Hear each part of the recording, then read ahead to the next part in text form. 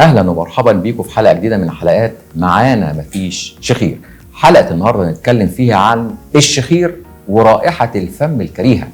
رائحه الفم الكريهه الحقيقه الريحه الوحشه اللي موجوده في الفم الحقيقه من الحاجات المؤرقه واللي عامله مشاكل كتير جدا لاي حد بيشتكي بموضوع الريحه، سواء كانت بنت، سواء كان ولد، سواء كانت ست، سواء كان راجل، سواء كان طفل. الحقيقه موضوع مهم جدا جدا، والحقيقه العيان والمريض بيدوخ على تخصصات كتير جدا، وبيفتكر ان موضوع ريحه الفم دي اللي مره يجي يقول لي ده بسبب ارتجاع المريء، اللي يقول لي اللي عندي مشاكل جرثومه في المعده، اللي يقول لي عندي مشاكل في السنان، اللي يقول لي عندي مشاكل في اللثه.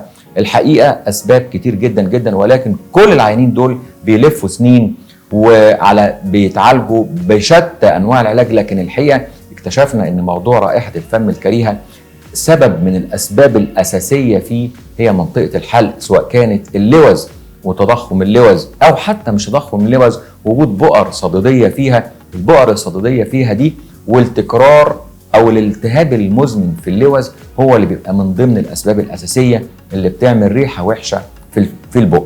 طبعا مش بس اللوز، لا ده التهابات الحلق المتكرره، سواء كان وجود مخاط وبلغم خلف الانف، وده برضو من اسبابه لو في اعوجاج في الحاجز الانفي او تضخم في الغضاريف او مشاكل في الانف زي اللحميات. كل الحاجات دي بتعمل مشاكل وجود مخاط، والمخاط ده بيعمل التهابات مزمنه، والالتهابات المزمنه بتعمل التهابات برضه في منطقه اللوز. عشان كده منطقه الحلق من الاماكن المهمه جدا جدا جدا في تشخيص سبب الريحه الكريهه في الحلق. طب العلاج ايه؟ العلاج بكل بساطه الحقيقه بيتوجه المريض او اللي بيشتكي لاقرب دكتور الانف والاذن بتاعه، وبيكشف عليه وبيكتشف ان عنده مشكله في اللوز او مشكله في الحلق او مشكله في الانف، سواء كان غضاريف او سواء كان حاجز انفي. وبكل بساطه لما بنشيل اللوز بالصديد اللي فيها وبالبؤر الصديديه اللي فيها، او بنعمل عمليه حاجز انفي زي ما يكون السبب، بنلاقي ان الريحه بتنتهي والمريض بيرجع لحالته الطبيعيه تماما.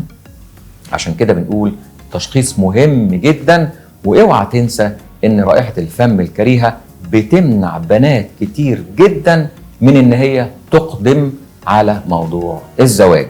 مع تمنياتي بالصحه والعافيه، دكتور هشام ابراهيم.